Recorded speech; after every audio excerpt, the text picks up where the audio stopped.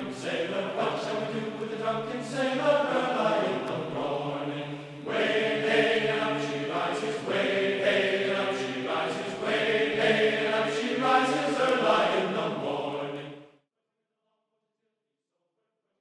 Greetings everyone, my name is Tryhard Casual and welcome to my latest video that's going to be overshadowed by the bigger channels.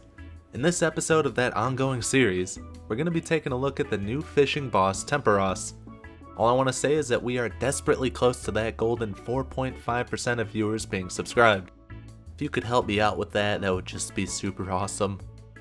I do want this video to be a little bit on the shorter side, so we're just going to dive right into this guide on Water Tide.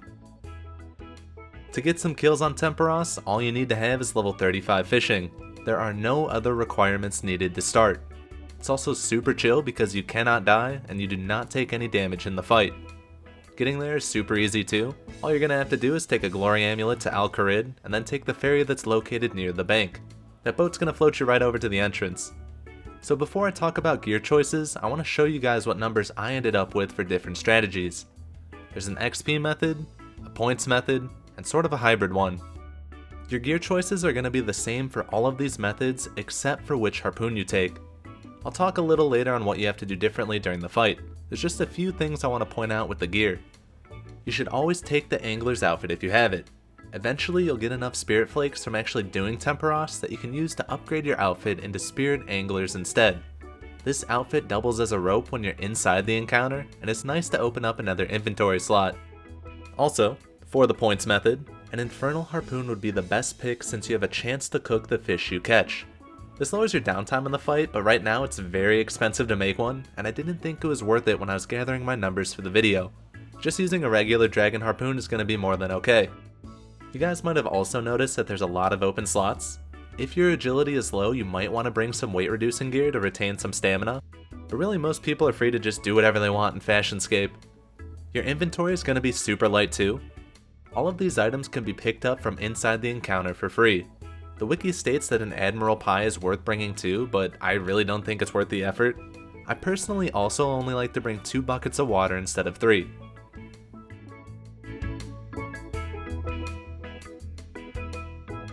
To begin your fight in Summertide, you can make your way over to the ship located on the west dock.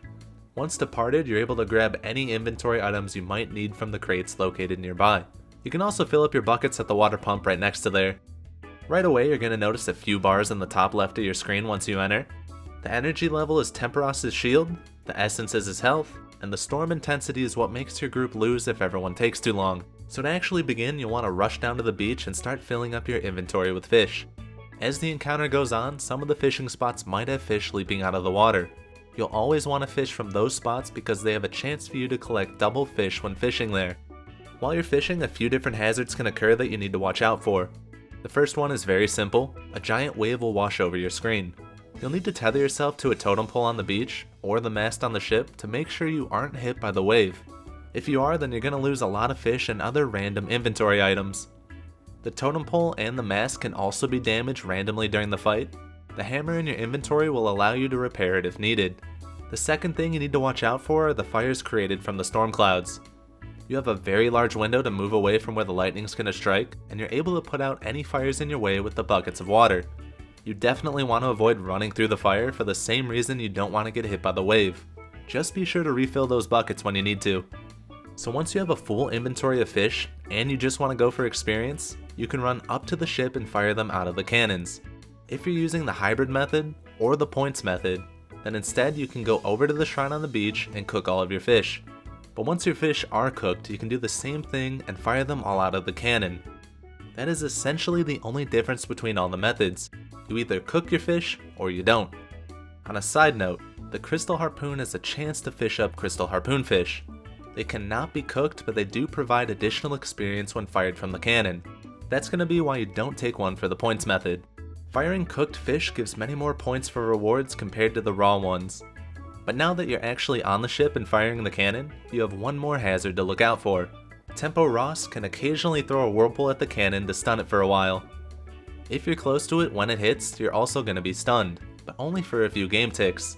It's not like a huge deal being hit by this because it doesn't make you lose your inventory like with the other hazards. Around this time, Fisher Todd's energy should be getting pretty low. You're going to want to keep an eye on it as you're collecting more fish. Once it drops down to 0, you're going to want to run over to the dock and harpoon the whirlpool in the middle. This will directly damage Tempoross as his energy is recharging. Generally, the group needs to drop his shields twice before you can kill him. While you're collecting the fish to drop a shield for a second time, you only sometimes have enough time to catch and cook another full inventory.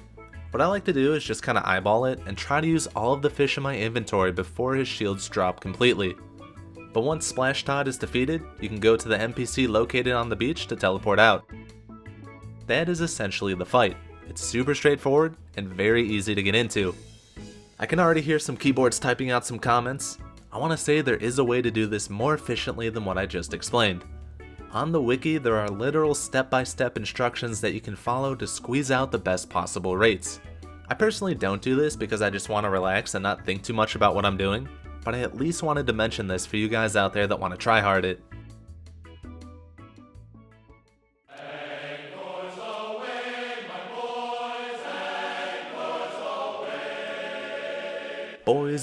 Boys! We have almost made it to the end of the video. For those interested, I want to show you guys a quick screenshot of the loot from my 3 hours I tracked while doing this. It's definitely not top tier, but you have to remember it wasn't designed for that either. But that's about it. So if you guys have any questions about Tempoross, or RuneScape in general, feel free to ask me. I do have a whole playlist of boss guides to check out if you found this video helpful. They're basically structured the same way as this one, so if you liked it, you're gonna like those ones too. Other than that, I hope you guys all have a very wonderful day, and I'm gonna see you in the next one.